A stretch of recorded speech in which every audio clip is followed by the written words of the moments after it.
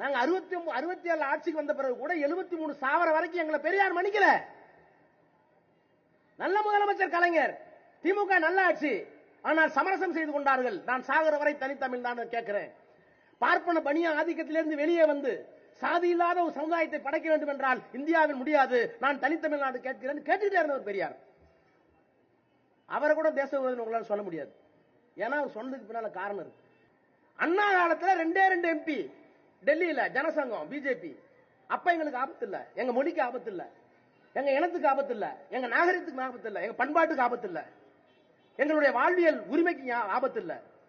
அப்ப பெரியார் இருந்த போது ஆபத்து இல்லை, எதிரிகள் இல்லை. அண்ணா இருந்த பேர் 2 பேர் இருந்தான், கலைஞர் இருந்த பேர் கொஞ்சம் பேர் இருந்தான், 50-60 பேர் இருந்தான். ஆனா கலைஞர் சாதுரியத்தால் என்ன பண்ணா தெரியுமா? அவங்களோட கூட்டணி வச்சார்.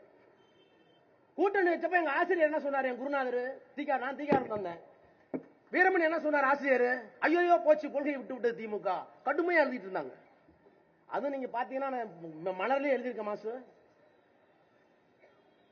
ஆசிரியர் விடுதலையில் அஸ்தாமுசான்னு எழுதுவா திமுகவையும் கலைஞரையும். நாங்க என்ன பண்ணுவோம், சாயங்காலமே விடுதலையை மறைச்சு வச்சுட்டு 2 நாள் நானும் சண்முகநாதன் சேர்ந்து ரொம்ப மோசமா இருக்கு. உடனே சண்முகநாதன் சொன்னார், உன் குருநாதன் இப்படிதான் பண்ணுவேன்னாரு. விடுங்க தலைவர் மனசு கஷ்டப்படாது, நிறுத்தி வச்சுட்டோம். எழுதிருக்கேன். இப்போ விடுதலையை மறைச்சிட்டோம், கண்ணாபுரம் எழுதிட்டு இருக்காங்க திமுக பத்தி. ஏன்? வாஜ்பாய் கூட்டணி போட்டாரு, கொள்கையை விட்டாரு கலைஞர்னு. கொள்கையெல்லாம் ஒண்ணும் விடல.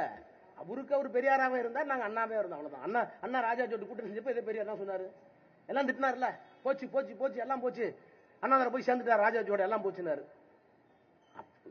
உலகத்துல எதற்கும் பணியாத, எதற்கும் செய்வதற்கு துணிந்த பெரியாரை குனிய வைத்து பணிய வைத்து அள வைத்த ஒரே பெருமை அண்ணாவுக்கு தான் உண்டு.